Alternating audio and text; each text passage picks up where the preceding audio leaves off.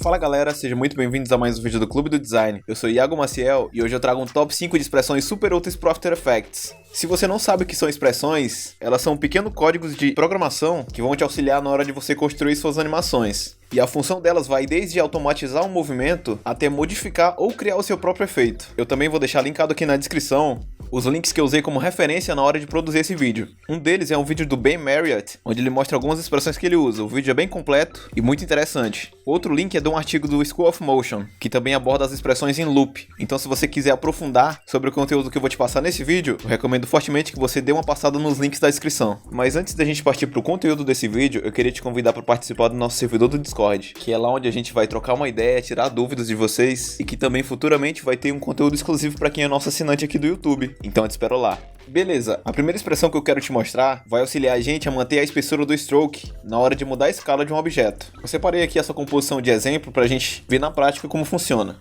Eu tenho essa layer aqui linkada nesse objeto nulo. Se eu vier aqui e utilizando o atalho S expandir os parâmetros da escala desse nulo e aumentar esse valor, perceba que quanto mais a gente aumenta, mais grosso fica o stroke. Perceba a espessura do stroke que era antes e depois que a gente escalonou. Então para alguns tipos de animação, esse tipo de diferença não pode acontecer. Então para resolver esse problema, vamos utilizar essa expressão. Então você só precisa vir na layer que você quer manter a espessura do stroke e expandindo os parâmetros e vindo em stroke width, vamos dar um clique no stopwatch segurando o Alt e colar a expressão aqui utilizando o Ctrl V. Agora perceba que não importa o valor da nossa escala, o contorno do objeto vai se manter com a mesma espessura sempre. E vai por mim, essa expressão é extremamente útil. Antes de conhecer esse truque eu perdia muito tempo tentando animar todas as espessuras do stroke na mão. Então beleza, agora que você não vai mais sofrer com a espessura do stroke, eu quero te mostrar outra expressão bem legal. Ela vai nos ajudar a manter a escala dos nossos objetos quando elas estão linkadas em um controlador, como um objeto nulo. Deixa eu te mostrar como ela funciona. Perceba que aqui eu tenho uma animaçãozinha nesse objeto nulo, que é onde todas as outras layers estão linkadas. Aqui eu tenho uma pequena animação de rotação, junto com a animação de escala. Perceba que quando esse nulo escala os objetos, isso muda a escala individual de cada um. A gente percebe isso comparando o espaço entre cada layer no começo e no final da animação. E isso mostra que eles estão mantendo a mesma proporção de escala. Mas caso você não queira que isso aconteça, que é esse o nosso caso, você vai utilizar a expressão que eu vou te mostrar e olha só que efeito bacana que ele dá. Eu vou expandir os parâmetros de escala desse primeiro shape aqui, utilizando o atalho S. Segurando o Alt eu vou dar um clique no stopwatch aqui para expandir os parâmetros das expressões.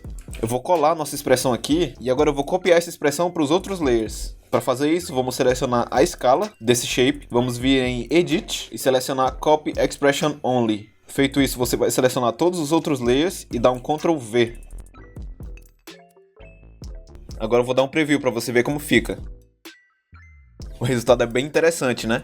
Basicamente a escala geral da nossa composição está aumentando, enquanto a escala dos objetos se mantém a mesma. Se você também quiser, pode tirar a expressão desse objeto do meio, que vai dar um efeito bem legal também. Essa expressão é muito útil para quando a gente vai fazer aquelas pequenas explosõezinhas com shapes. Beleza, agora a gente vai falar sobre as expressões de loop. Eu particularmente utilizo bastante esse tipo de expressão, principalmente na hora de fazer ciclos de caminhada ou animações de personagem no geral.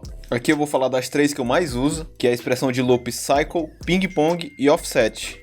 Eu quero começar falando da expressão Loop Out Cycle. Ela é a expressão de loop padrão, e inclusive se você quiser tirar o que está dentro do parênteses, ele vai continuar reconhecendo a expressão de cycle. Como o próprio nome já diz, ele vai ser o responsável por criar uma animação cíclica. Então toda vez que a gente chegar no último keyframe, ele vai voltar no primeiro e começar a repetir a animação novamente. Seguindo adiante, nós temos a expressão de loop Ping Pong. E sim, é exatamente o que você está pensando. Quando a nossa animação termina, essa expressão vai repetir ela, só que reversa. Então nosso objeto parte desse ponto para esse e depois volta para o início. Assim infinitamente. Também é possível a gente reproduzir esse tipo de efeito com a expressão de cycle. Se a gente vier na layer que tem aplicado a expressão de cycle, pular 20 frames depois do último utilizando o atalho Shift Page Down e copiar esse primeiro keyframe para cá, perceba que agora ele tem a mesma função do ping pong.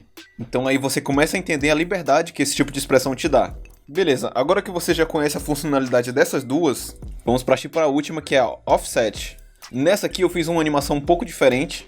Eu fiz a animação da bolinha vindo desse ponto até aqui. E quando nós aplicamos essa expressão, ela tem o seguinte efeito. Ela vai continuar repetindo essa animação, seguindo o offset do último keyframe. Ou seja, ela vai repetir a animação partindo do último keyframe sempre. Bem legal, né? Bom, agora vamos para a próxima expressão, que é a expressão de time, que é uma expressão muito básica, mas bem útil. Se você adicionar a expressão time em qualquer parâmetro, como por exemplo na rotação, aqui ele vai adicionar 1 grau de rotação a cada segundo. Caso você queira aumentar esse valor, você vai multiplicar essa expressão de time por algum valor, como por exemplo 50. Então a cada segundo ele vai adicionar 50 graus na nossa rotação. Bem legal, né? Mas perceba que quando a gente aplica essa expressão, nós também perdemos a capacidade de trocar o valor da rotação do nosso objeto. Então o efeito dos keyframes não vai funcionar nela. Então, como bônus, eu vou ensinar vocês como assumir o controle de volta dessa layer. Para fazer isso, depois da expressão de time, vocês só precisam adicionar mais value. Então aqui eu já tenho uma animaçãozinha de rotação. Então perceba que o nosso objeto gira automaticamente com a expressão time. Mas quando chega nessa parte, ele leva em consideração os keyframes e faz um giro bem mais rápido. E vai por mim, isso é muito útil. Então agora a gente vai partir para a última expressão, que sinceramente é uma das que eu mais uso, que é a wiggle. Essa expressão também é aplicável em qualquer um dos parâmetros e a função dela é bem simples. É somente adicionar um movimento randômico, tanto nos valores da posição quanto da rotação e assim por diante. Ela funciona da seguinte maneira.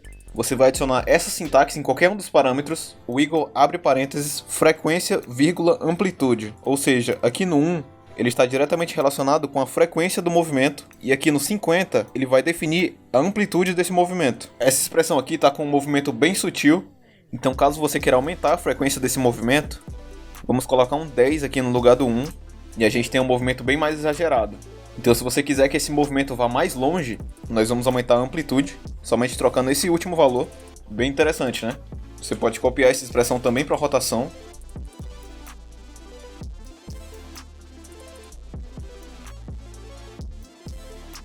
E vai funcionar tranquilamente. Beleza, esse é o conteúdo que eu queria trazer para vocês hoje. Se esse vídeo te ajudou, não esquece de deixar um like e se inscrever no canal para acompanhar mais conteúdos como esse. Qualquer dúvida ou sugestão, deixa nos comentários. Eu vou fazer questão de ler e responder todo mundo. Se você quiser continuar seus estudos, eu vou deixar linkado aqui no card uma playlist com todos os tutoriais de After que a gente tem aqui no canal. Então muito obrigado pela sua atenção e até a próxima.